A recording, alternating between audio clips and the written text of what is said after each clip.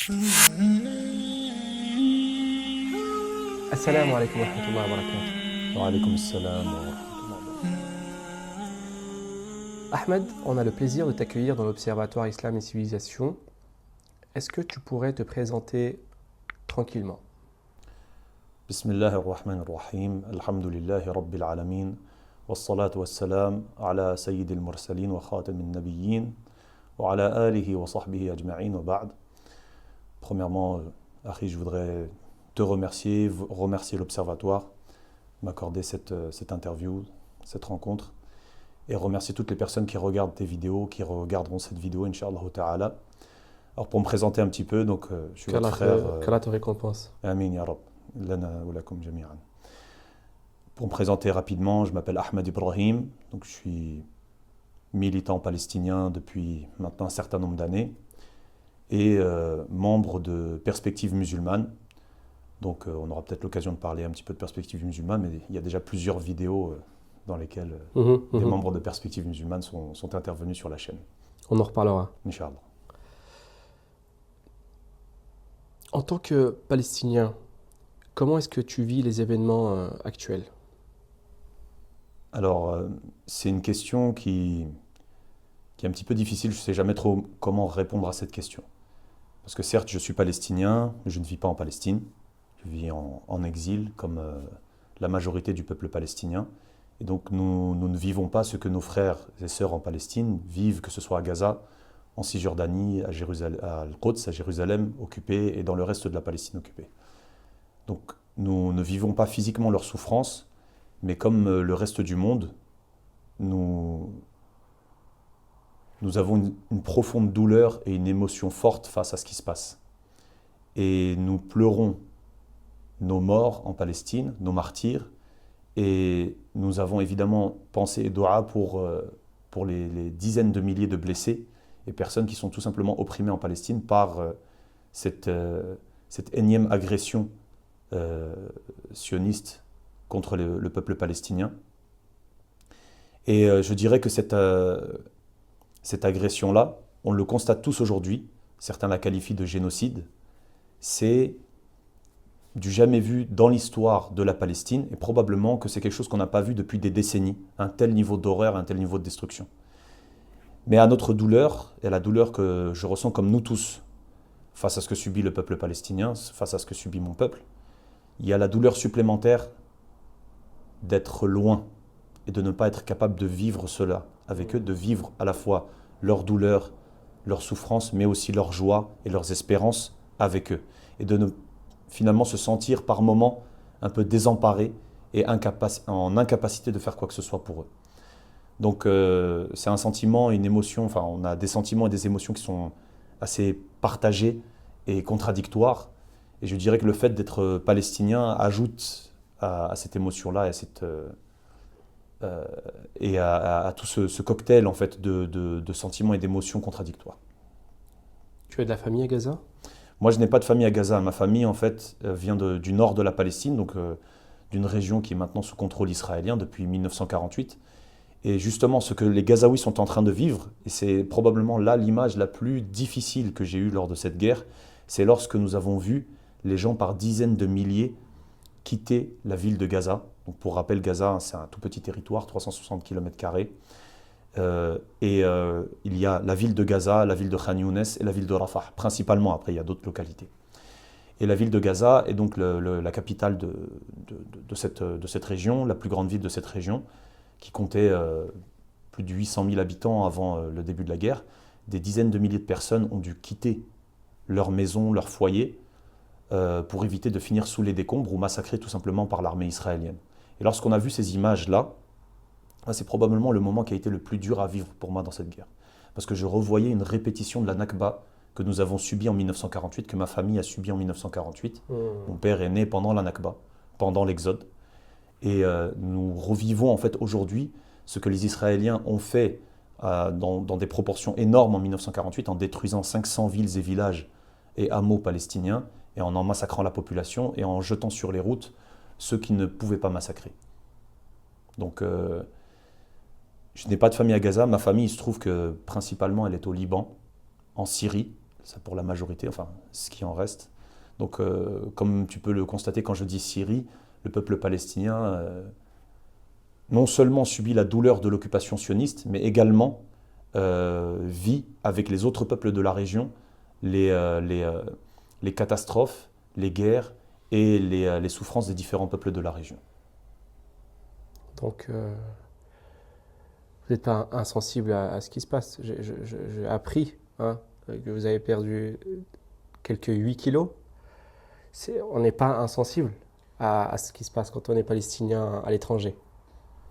Alors bon, je ne comptais pas forcément parler de ça, mais effectivement, je veux dire, quand la guerre a commencé, il y a eu un mélange à la fois d'espérance, puisque ce qui s'est passé le 7 octobre, nous pouvons le dire, ce qui s'est passé le 7 octobre a été un changement de paradigme complet, non seulement dans l'histoire de la cause palestinienne, dans la cause palestinienne, mais aussi plus largement pour toute la région, et je le pense, pour le monde entier.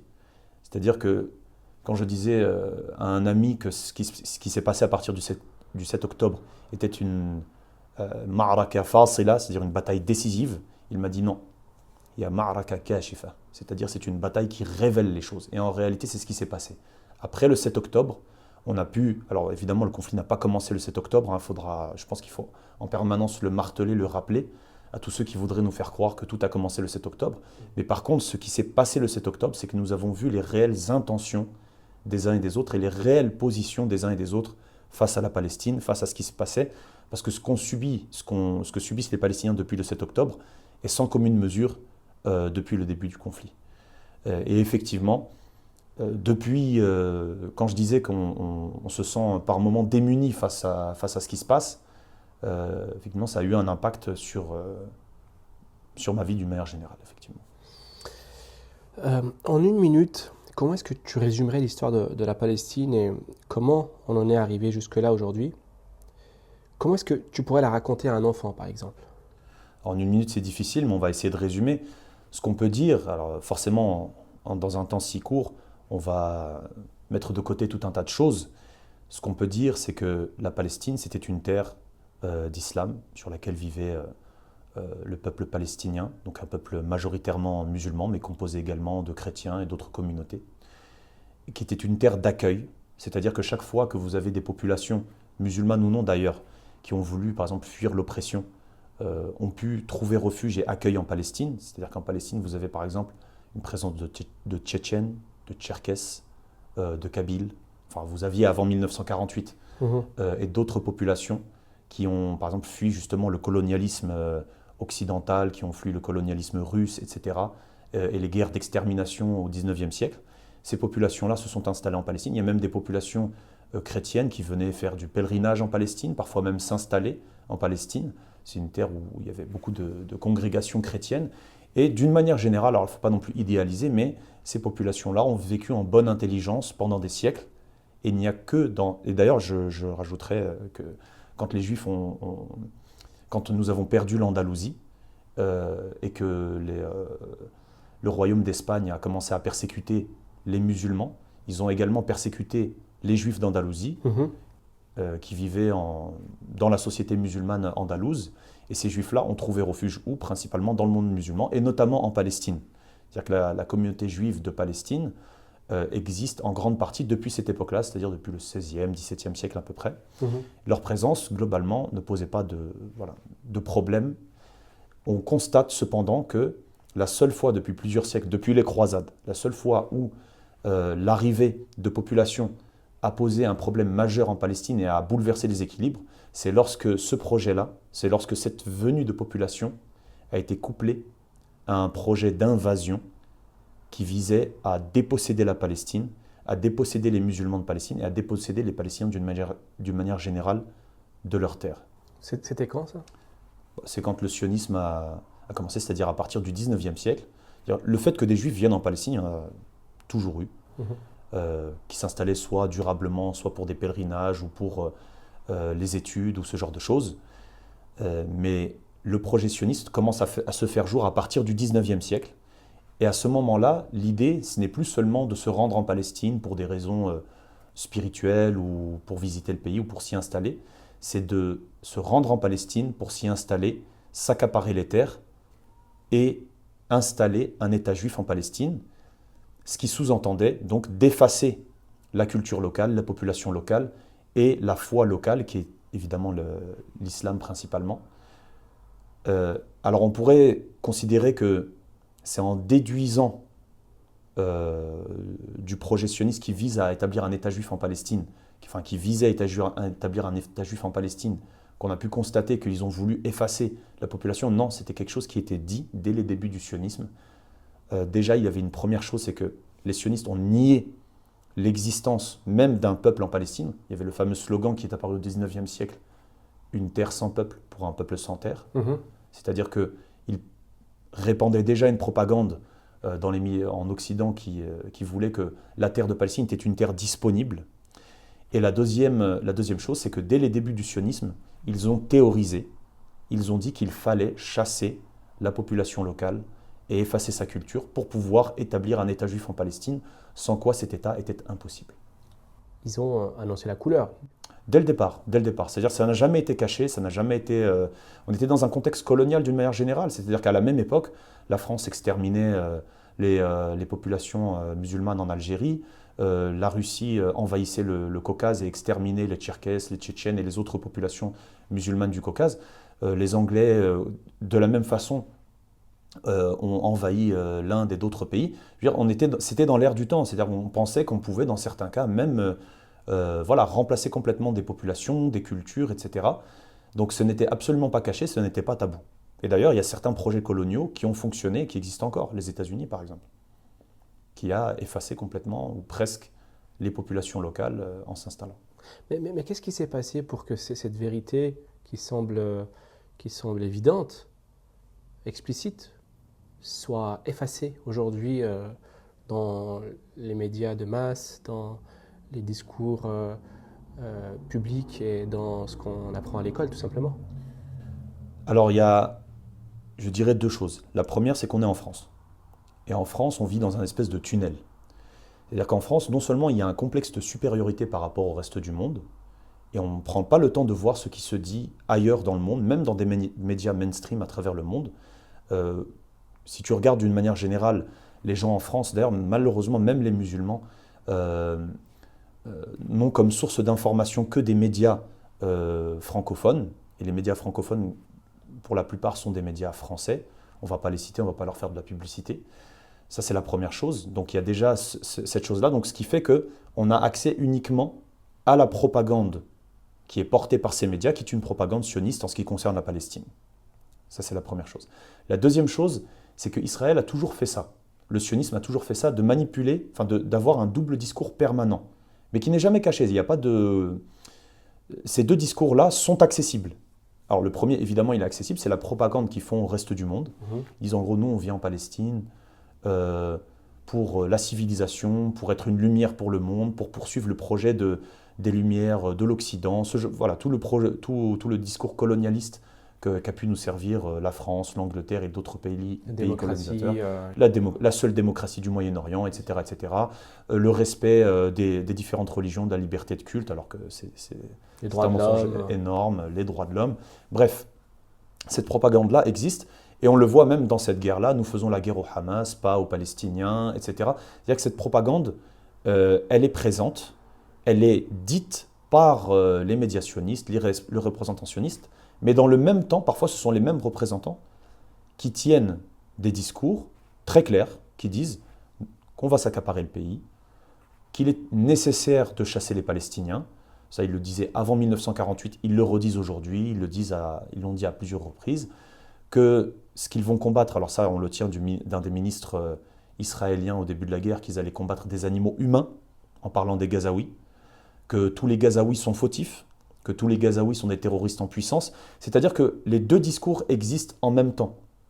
Le problème, c'est que nous, étant en France, on nous laisse voir qu'un des deux discours qui va dans le sens d'une légitimation de l'action israélienne et d'une légitimation de la présence de l'État colonial en Palestine. Là, tu me parles de la France, mais comment est-ce qu'on est arrivé jusque-là où le discours occidental, en général, a complètement omis, complètement caché les raisons historiques et tout ce passé qui n'est pas si lointain que ça. Hein. C'était vraiment nos grands-parents, quoi. C'était pas il y a 3 siècles. Hein. Écoute, ce que je peux dire là-dessus, c'est que premièrement, nous vivons dans des pays, nous vivons dans une société occidentale où la morale est un vain mot. La morale, les valeurs de vérité et de justice sont absentes de ces sociétés-là. C'est-à-dire que le mensonge est une vertu cardinale et qu'on n'a aucun problème dans les médias, chez les politiques, dans les assemblées, à mentir, même quand les évidences ou quand la réalité est évidente et nous donne à croire le contraire. Ça, c'est une première chose. La deuxième chose, et qui est la plus importante, c'est que le projet colonial sioniste et l'Occident, l'alliance entre l'Occident, d'une manière générale, et Israël, n'est pas une alliance seulement de circonstances. Ce n'est pas une alliance uniquement d'intérêt. Ce n'est pas une alliance juste parce qu'ils auraient des ennemis communs. Non, c'est bien plus que cela. Car en réalité, et en fait je vais répondre à ta question, mais je suis obligé de faire un petit développement, on a vendu souvent le projet israélien comme le projet sioniste comme étant la possibilité pour l'Occident d'avoir un gendarme au Moyen-Orient et donc de défendre ses intérêts. Or, dans l'histoire récente, on s'est plusieurs fois rendu compte que Israël était un frein aux intérêts occidentaux dans la région.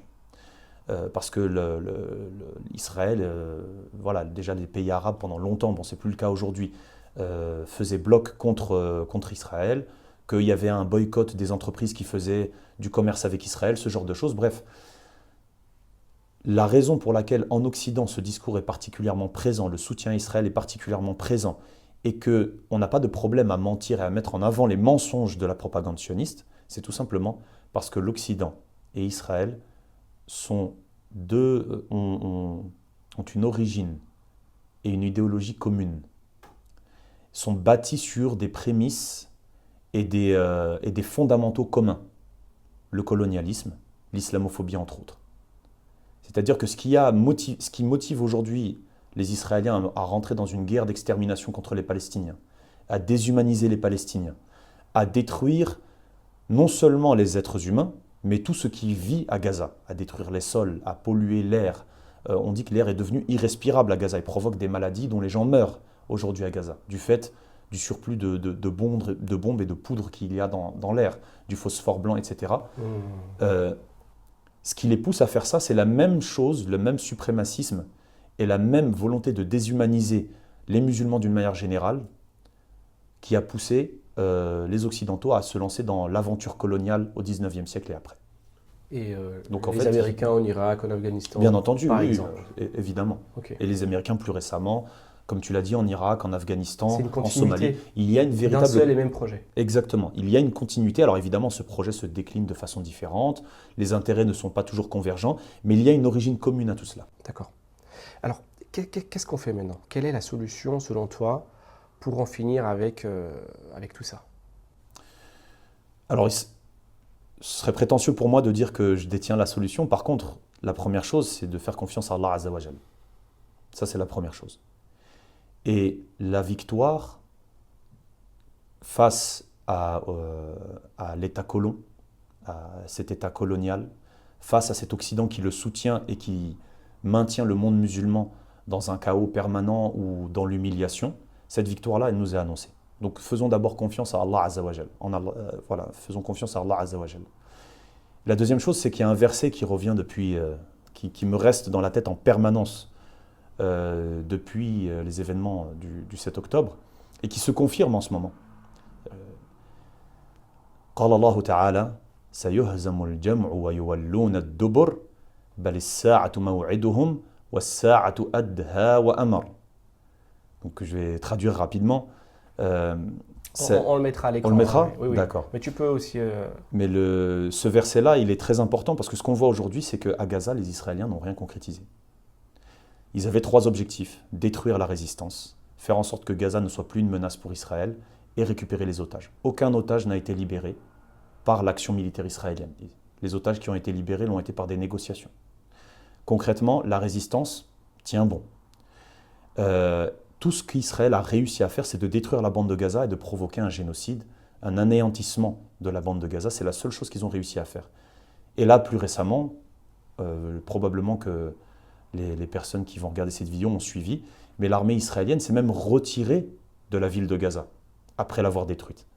Et ce qu'on a vu, non seulement ils se sont retirés en laissant leur matériel, en fuyant, non seulement ils se sont retirés, mais en plus de cela, la résistance et les autorités de Gaza ont repris possession, ont repris le contrôle de ce territoire-là, après que l'armée israélienne ait dit que, ça y est, le nord de la bande de Gaza avait été, entre guillemets, nettoyé, avait été vidé de la résistance. C'est vrai qu'ils n'ont gagné aucune guerre depuis les années 60?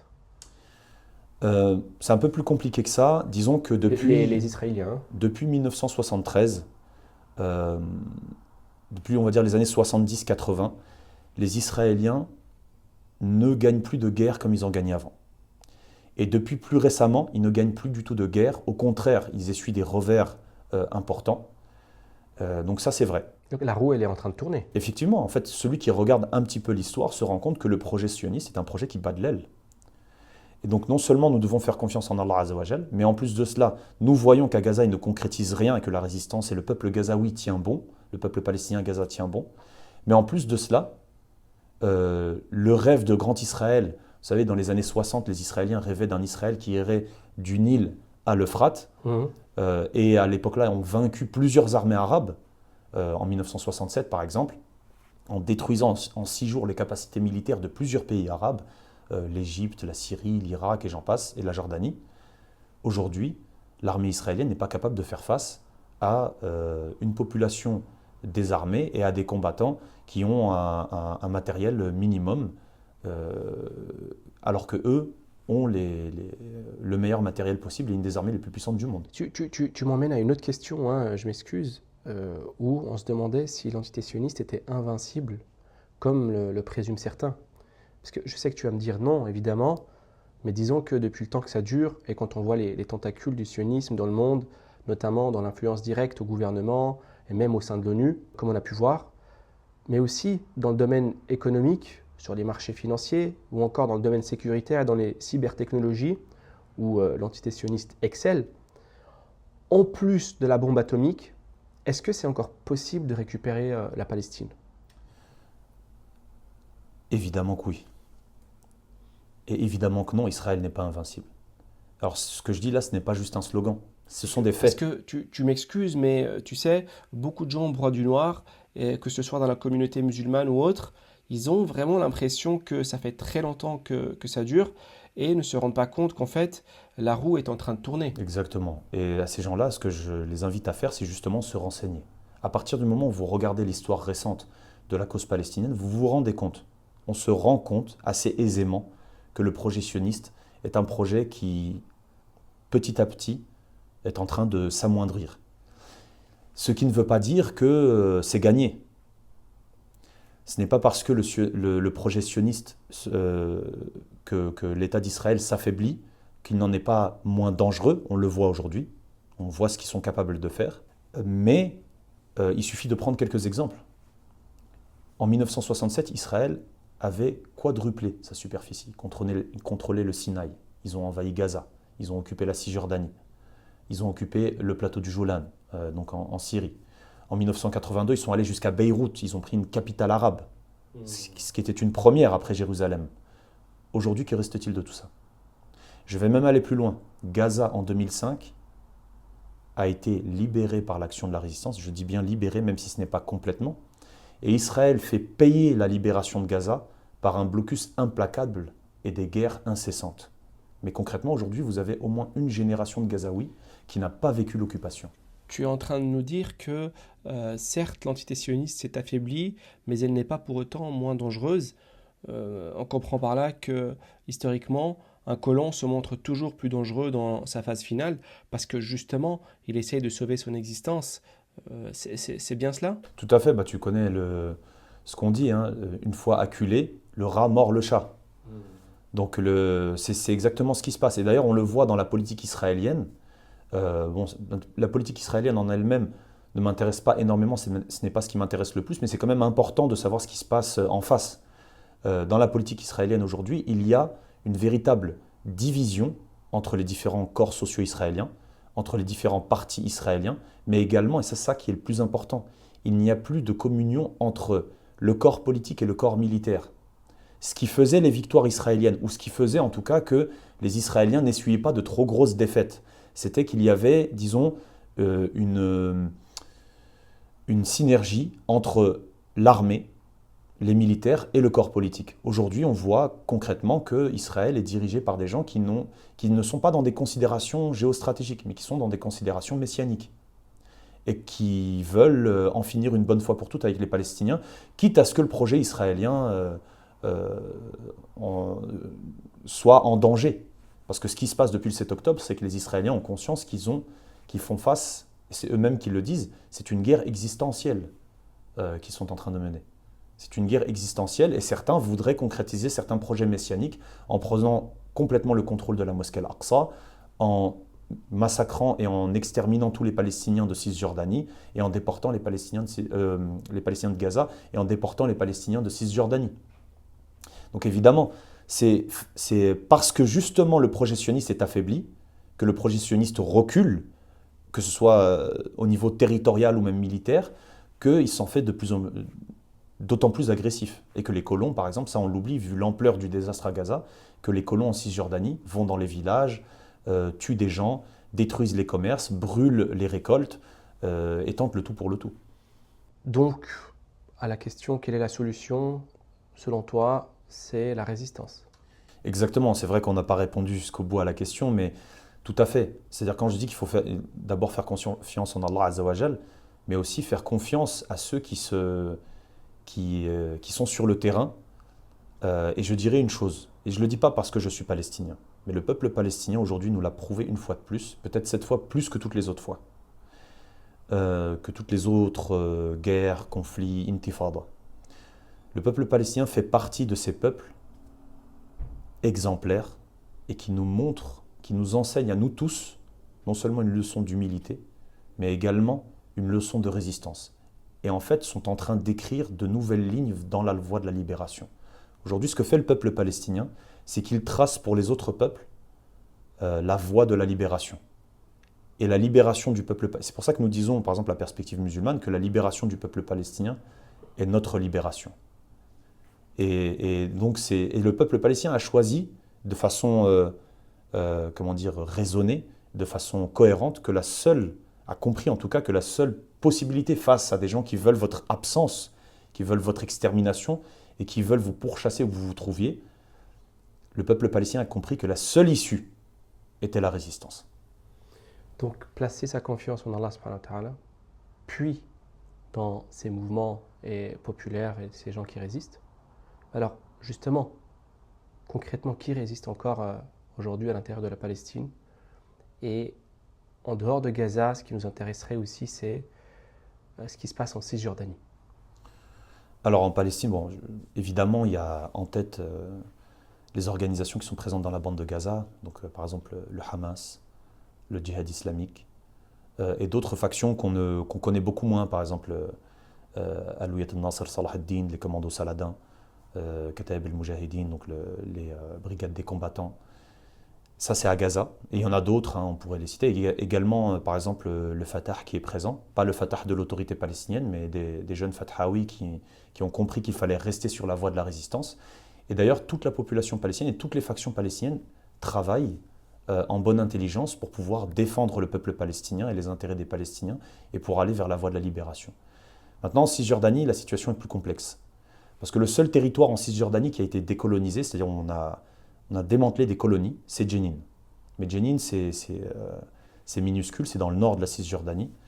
La Cisjordanie est composée de villes et villages qui sont tous encerclés par des colonies. Donc là-bas, ne peut se reproduire ce qui se passe à Gaza aujourd'hui. C'est impossible. Et Israël, en fait, a eu l'espoir, avec la deuxième intifada, donc je rappelle, la deuxième intifada, ça a commencé en 2000, Israël a eu l'espoir qu'en détruisant les factions de la résistance en Cisjordanie, avec l'aide notamment de l'autorité palestinienne à partir de 2005-2006, Israël a eu l'espoir que détruire les factions éteindrait la résistance en Cisjordanie. Or, Israël, là, s'est trompé lourdement parce qu'on peut détruire des factions, on peut détruire des organisations, on peut détruire des institutions, mais on ne peut pas détruire une âme. On ne peut pas tuer une âme qui est présente dans le peuple palestinien depuis des générations. Et c'est connu en Palestine, quand tout semble perdu, quand les organisations ne sont plus là, quand les États ne sont plus là, quand il n'y a plus de soutien, ça n'empêche pas le peuple palestinien non seulement de garder sa foi en Allah Azza wa Jal, mais en plus de continuer à lutter, même par des moyens rudimentaires, même si c'est seulement par tout petit groupe ou de façon individuelle. Ce qui fait que l'intifada que nous avons actuellement en Cisjordanie, qui dure depuis maintenant plusieurs années, est très difficile à gérer pour les Israéliens, parce qu'elle a commencé par des loups solitaires qui, tout naturellement, étaient des jeunes gens qui n'acceptaient pas de continuer à vivre sous occupation, à vivre l'humiliation. En fait, et ça fait aussi partie du discours sioniste, c'est de dire que si on détruit les factions, on détruit la résistance, et cela prouverait donc qu'en fait, le fait qu'il y ait une résistance, ce n'est pas une volonté du peuple palestinien, c'est une manipulation du peuple palestinien. On manipule le peuple palestinien pour qu'ils attaquent les pauvres Israéliens, les colons, etc. Or, à partir du moment où il y a colonisation, qu'il y a cette humiliation permanente, cette déshumanisation, cette islamophobie, il y a évidemment une volonté de la part de l'opprimé de se libérer des chaînes de l'oppresseur. C'est naturel. C'est tout à fait naturel, c'est dans la fitra. Et cet opprimé-là ne va pas attendre qu'il y ait des États pour le défendre, que l'ONU vienne le défendre, ou qu'il y ait une quelconque organisation qui vienne porter son combat. Si personne n'est là pour porter son combat, il va le faire lui-même. Et le peuple palestinien le prouve tous les jours en Cisjordanie, depuis des années.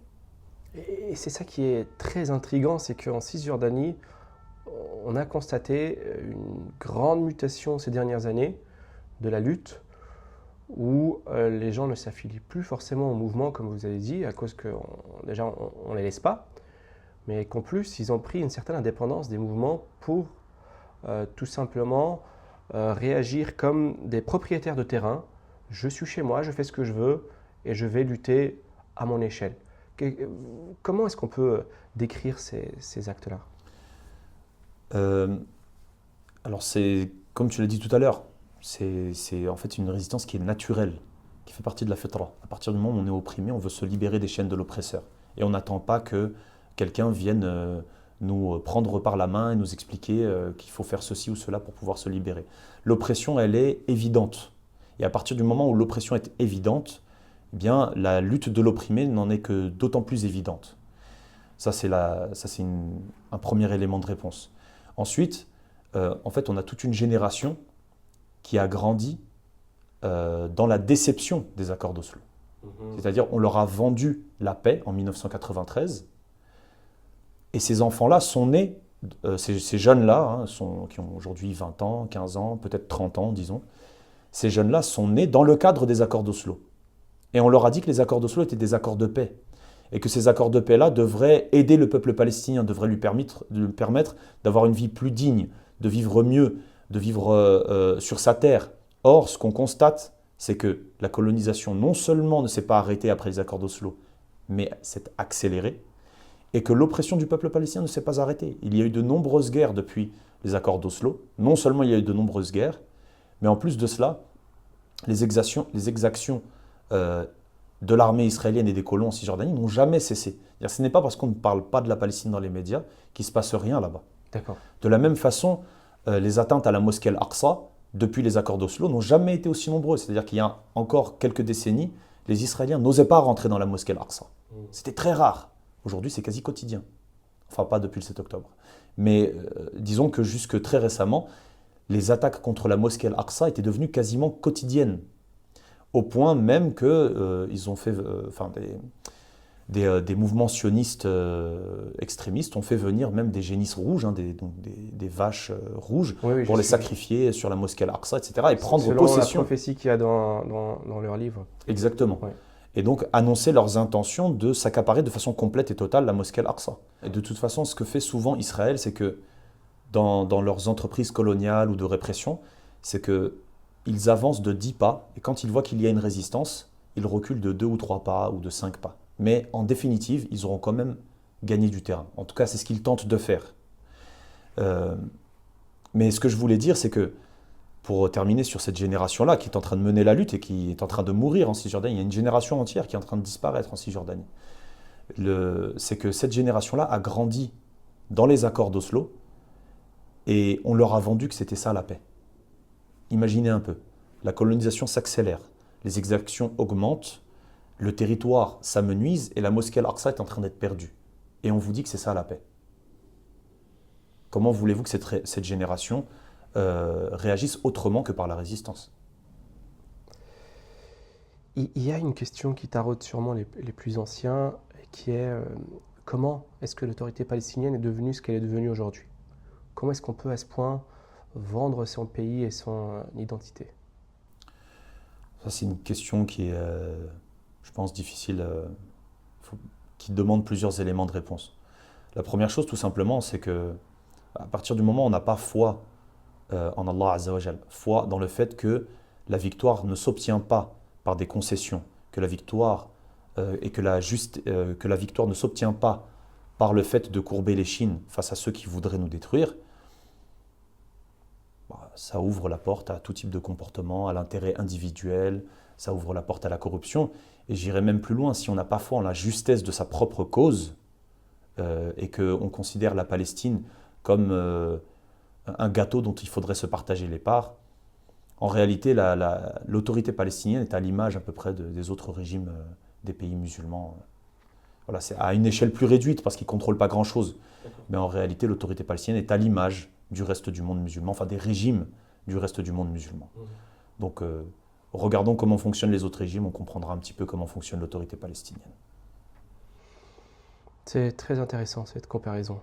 Qu'est-ce que tu penses de la dernière sortie d'Idriss Aberkan qui a complètement surpris avec sa vision plus que pessimiste et une position de traîtrise en fait, et qui nous explique qu'on peut rien y faire, que les missiles du Hamas c'est des engrais et du sucre, et qu'à l'opposé l'entité sioniste est une puissance nucléaire et donc qu'il faille suivre la vision du Fatah et de l'autorité palestinienne et de la solution à deux États.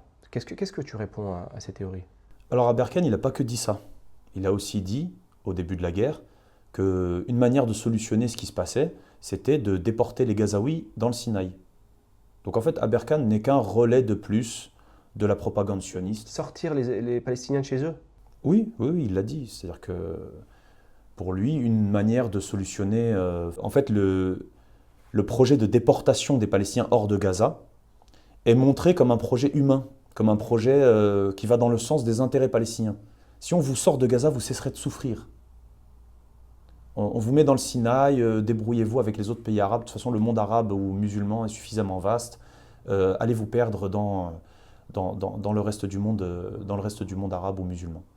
Idriss Aberkan a défendu cette vision-là. Donc non seulement en réalité il n'a pas de position différente de la propagande sioniste qui essaye d'enrober ça dans une forme de fausse moralité, de fausse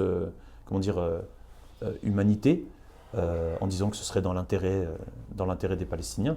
Mais en plus de cela, je n'ai pas grand-chose à dire sur ce personnage. Je veux dire, c'est n'importe quoi. Mais en comment plus est-ce qu'on peut épouser des idées comme ça? Moi, je vous demande déjà, qu'est-ce qu'on pense de ces théories? Déjà, les deux États et toute cette vision un peu du juste milieu, qui est un faux juste milieu. Comment est-ce qu'on peut en arriver là? C'est comme si je viens chez vous, je vous dis, je prends la cuisine, le salon et une chambre et je vous laisse les toilettes et le balcon, par exemple. En fait, tu as répondu à la question, dans une certaine mesure. Et c'est en fait considérer que les Palestiniens devraient accepter cela est en soi aberrant. Vous savez, on disait par exemple à l'époque des négociations que les Israéliens, ce qu'ils faisaient, c'est qu'en gros, ils vous volent votre voiture et viennent ensuite négocier avec vous pour vous vendre la roue qu'ils ont volée.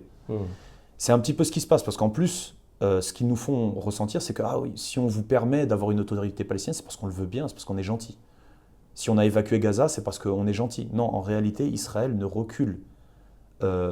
reculé à Gaza, n'a reculé dans certains territoires de Cisjordanie et ailleurs que parce qu'ils y étaient contraints.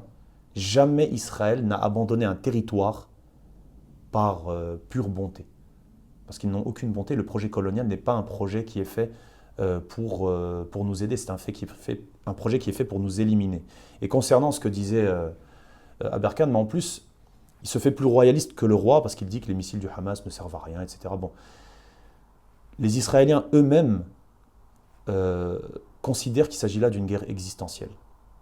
L'armée israélienne elle-même subit des pertes comme elle n'en a jamais subi depuis les années 70. Non seulement ça, je vais aller plus loin. Les pertes subies par l'armée israélienne sont les pertes les plus importantes qu'une armée occidentale ait subies depuis la guerre du Vietnam. Incroyable. Donc me dire que tout ça ne sert à rien, etc., bon, je le mets devant les faits, je le mets devant aussi la situation de la société israélienne, qui est littéralement en train de s'effondrer. Le fait aussi que les aéroports en Israël sont remplis de gens qui quittent le pays. Ahmed, nous concernant, comment est-ce qu'on peut s'engager aujourd'hui en Europe à notre échelle pour la Palestine?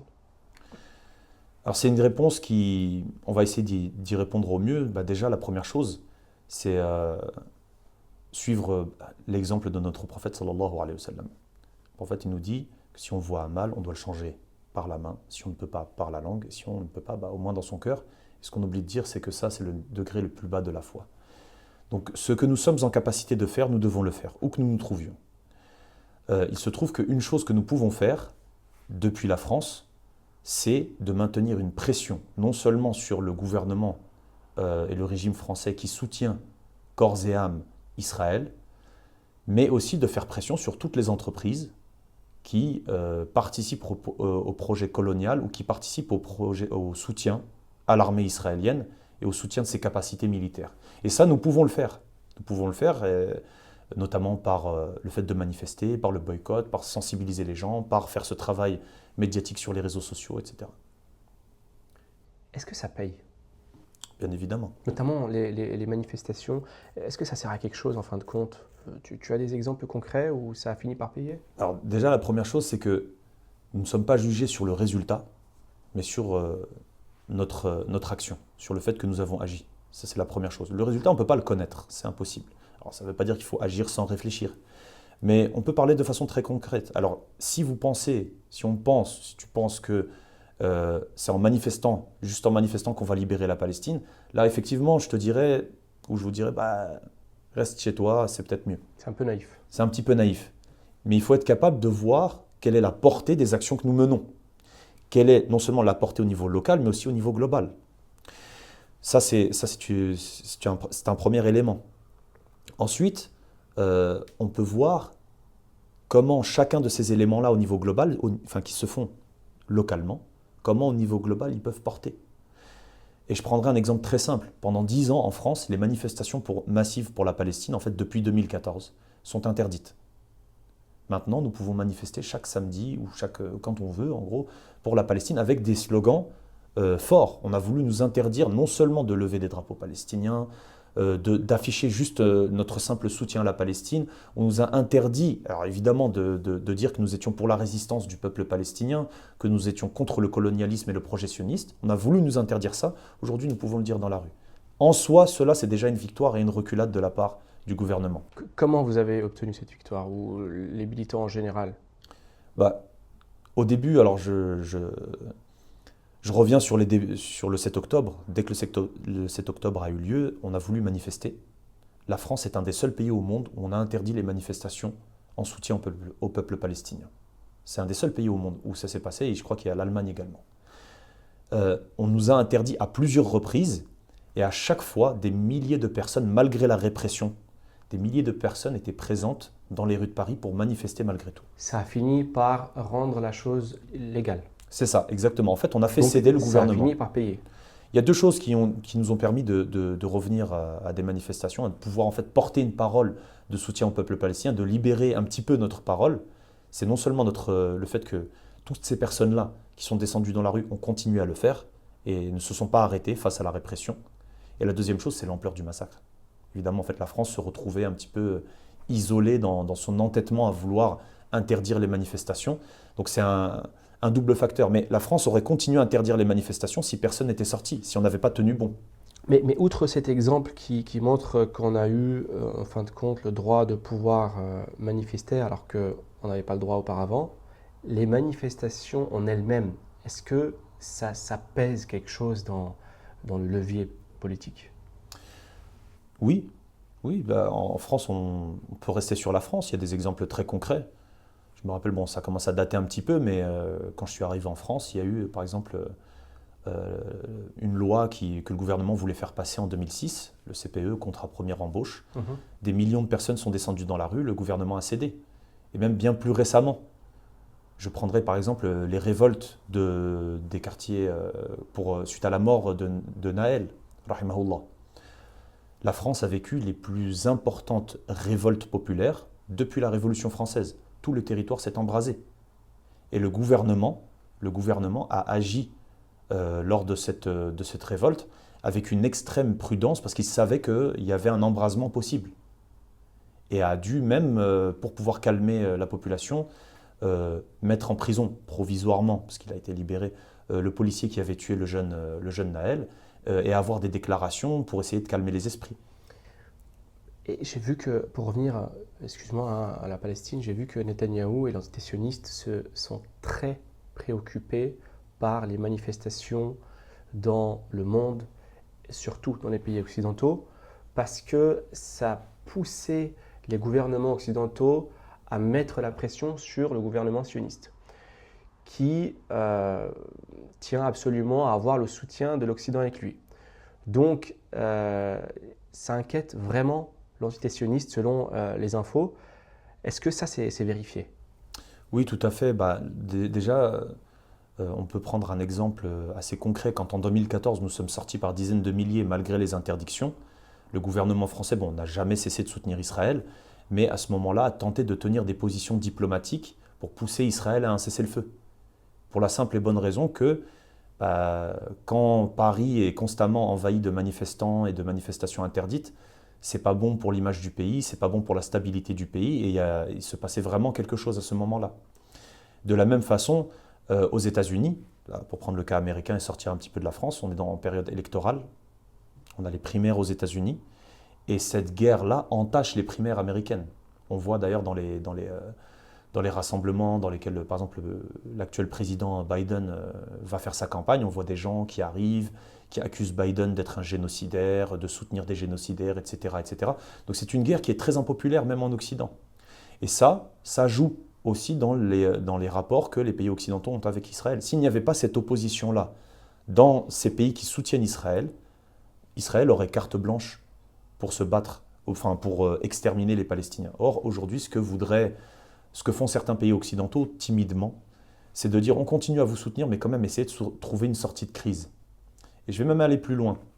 Les Américains ont, bien sûr c'est hypocrite, mais ont radicalement changé leur position politique vis-à-vis de la question de l'État palestinien. Aujourd'hui, c'est devenu une évidence pour les Américains qu'il faut reconnaître un État palestinien dans l'espoir de calmer la révolte des Palestiniens, dans l'espoir de calmer la situation au Moyen-Orient. Donc ça, ce n'est possible que parce que non seulement il y a une résistance, mais aussi une mobilisation mondiale en faveur du peuple palestinien. Donc les manifestations ont un rôle important. Très important. Mais il faut les remettre à leur place. C'est-à-dire que ce n'est pas ça qui va libérer la Palestine, mais ça contribue à aider le peuple palestinien, à aider la résistance du peuple palestinien. Très bref, concernant le boycott, comment boycotter intelligemment? Je ne te l'apprends pas, la liste des marques est très longue. Comment on fait? C'est quoi la bonne formule? Alors, si on a la force, on essaie de tout boycotter, évidemment. Mais évidemment, c'est très difficile et parfois, même une personne qui est avertie sur cette question a du mal à faire le tri, etc. Ce qu'il faut, c'est cibler certaines marques. C'est ciblé, faire un boycott qui est ciblé. Par exemple, en ce moment, c'est Carrefour, McDonald's, Starbucks. Il y a bien d'autres marques, évidemment, mais faire un boycott ciblé, ça a une certaine efficacité. Pourquoi? Parce que ces marques-là peuvent être impactées. Ce sont des marques non seulement qui sont des multinationales, mais en plus qui, pour certaines d'entre elles, apportent une aide effective, pas juste ont des accords avec Israël. Carrefour a distribué de la nourriture aux soldats israéliens. McDonald's, pareil. Vous avez d'autres entreprises qui ont favorisé l'action militaire directement, pas juste en ayant des accords économiques avec Israël ou financiers ou commerciaux. Donc, avoir un boycott ciblé, c'est déjà important. Et en plus, ce que je dirais aux personnes qui trouvent que c'est compliqué, si au moins vous pouvez vous passer d'aller chez Carrefour ou McDonald's, je pense que vous ne perdrez pas grand-chose. On en a parlé un peu avant l'interview. Je te sens insatisfait, si ce n'est pas plus, des réactions de beaucoup de représentants musulmans en France, mais aussi de certains influenceurs, youtubeurs, imams, qui ne seraient pas assez impliqués pour la cause. Qu'est-ce que tu aimerais leur dire? Alors, je vais essayer d'être bref, mais ce que je leur dirais, c'est prenez exemple. Prenez exemple sur ceux qui sont vos références. Prenez exemple sur l'imam Ahmad. Prenez exemple sur l'imam Malik. Prenez exemple sur l'imam Shafi'i, sur l'imam Abu Hanifa. Prenez exemple sur les compagnons. Prenez exemple sur les compagnons qui ont été opprimés par le gouverneur. Prenez exemple sur l'imam al-Nawawi. Prenez exemple sur Cheikh al-Islam ibn Taymiyyah, rahmatullah alayhi ala al-jami'. Prenez exemple sur toutes ces personnes-là. Pourquoi les appelle-t-on imams aujourd'hui? Pourquoi voue-t-on un respect énorme à ces personnes-là? Al-Izz ibn Abd Salam. Al-Izz, évidemment. Al-Izz ibn Abd Salam, qui, dit-on, est l'imam qui a été probablement le plus éprouvé par l'oppression. On pourrait en citer beaucoup d'autres. Je pense par exemple Al-Khuza'i, rahimahullah, bref. Pourquoi a-t-on retenu ces imams-là et pas d'autres? Mais tu penses quoi de ceux qui disent qu'il ne faut pas réagir avec les émotions et ils vont mettre beaucoup de choses dans cette balance, ainsi que celle de l'intérêt, le maslaha, et finalement ils ne réagissent pas comme il faudrait. C'est un peu exagéré selon toi? C'est pas seulement exagéré, c'est aussi une manière de justifier la volonté de ne pas agir. Et c'est même une manière de justifier une forme de lâcheté.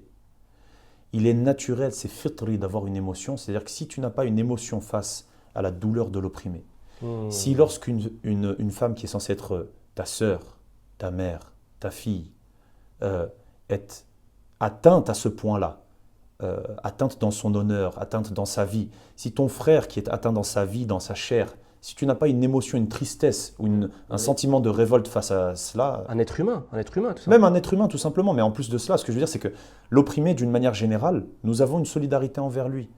Mais plus particulièrement quand il s'agit de nos frères de foi. Si on n'a pas un sentiment de révolte face à l'oppression d'une manière générale, face aux gens qui subissent l'oppression, c'est que le cœur est mort en réalité. Ou qu'on on se cache derrière une fausse sagesse pour justifier une inaction. Ahmed, tu as fait ton travail de mémoire à la Sorbonne sur le grand cheikh résistant Izz-Din al-Qassam. Apparemment, tu serais le seul en France qui s'est penché dessus dans le monde académique. Et ce que tu ne sais pas, c'est que je me le suis procuré et j'en ai bien profité. Donc, brièvement, qui est ce personnage et quelles leçons peut-on tirer de son expérience dans les luttes d'aujourd'hui? Le cheikh Izz-Din al-Qassam, c'est un cheikh syrien qui est né à l'époque de l'Empire ottoman, du califat ottoman, autour des années 1880, qui a voué toute sa vie à la défense de la Ummah. Voilà, pour être assez rapide, c'est-à-dire que quand le califat ottoman, qui était la dernière puissance musulmane encore existante à cette époque-là, était attaqué de toutes parts, il a pris part à sa défense. Quand le khilafat est tombé, il n'a pas baissé les bras, il a lutté contre l'invasion française de la Syrie. Puis après, il s'est exilé, il a été exilé en Palestine, qui était sous occupation britannique à l'époque, avant que l'État d'Israël ne soit fondé. Et là-bas, il fait partie des premiers à avoir vu l'imminence. Alors, bon, je passe aussi le fait qu'il a participé à la lutte en Libye, qui était menée par le cheikh Shahid Omar al-Mukhtar, rahmatullah ala al-jami'. Quand il a été en Palestine, c'est un des premiers à s'être rendu compte de la nature du problème qui était différente des autres pays arabes de la région. C'est le fait qu'il y avait un projet de dépossession, un projet colonial en Palestine qui visait à s'accaparer la Palestine et à effacer son peuple et sa culture et sa foi de la surface de la terre. Et donc, Izz-Din al-Qassam, en réalité, ce qu'il a fait, c'est qu'il a fondé, non seulement il a poussé les Palestiniens à la résistance, mais il en a été le fondateur. Et ce que nous enseigne Izz-Din al-Qassam, en réalité, c'est que c'est pas seulement qu'il faut être un résistant, c'est qu'il faut être un résistant dans la voie d'Allah Azza wa Jalla. Parce qu'on a vu ce qu'a donné, par exemple, la résistance du peuple palestinien quand elle était, par moment de l'histoire, tenue par des communistes, des socialistes, des nationalistes, qui se sont éloignés malheureusement du din. Non seulement la cause palestinienne a subi ses plus importants revers, mais en plus de cela, la résistance n'a fait que s'éloigner de la Palestine. C'est-à-dire que dans les années 80, et ça tu le sais probablement mieux que moi, la résistance se trouvait où? Elle ne se trouvait plus aux portes de la Palestine, mais elle se trouvait à Tunis. Donc non seulement ça a éloigné une partie des Palestiniens du din, mais en plus de ça, ça a éloigné la résistance de la Palestine. Et ce que nous enseigne le Cheikh El-Qassam, c'est que non seulement la résistance est la seule voie possible, mais c'est la résistance sur la base de nos principes, c'est-à-dire les principes de l'islam. Parce que la première chose que tu as dit, c'est qu'il était syrien. Et ce qui saute tout de suite aux yeux, c'est que en tant que Syrien, ça ne l'a pas empêché de se mêler de la Palestine. Ah, bien sûr. Déjà, pour les gens de cette époque-là, ces frontières, à la base, elles n'existaient pas. C'est des frontières qu'on nous a imposées. Ensuite, justement, c'est parce que Izz-Din al-Qassam, le Cheikh Shahid Izz-Din al-Qassam, avait ce tabi', cette orientation islamienne, qu'il a considéré qu'il était du devoir de chaque musulman de s'intéresser à la question palestinienne, mais de défendre la Palestine et de défendre le peuple palestinien. Donc évidemment que ça ne l'a pas empêché, et ça a même fait de lui le fondateur de cette résistance-là. Le fait qu'il était syrien n'a été en aucun cas un frein à cela. Comment casser les frontières? Parce que vous dites qu'à l'époque, les frontières n'étaient pas comme aujourd'hui, mais aujourd'hui, il faut bien commencer par briser les frontières psychiques déjà.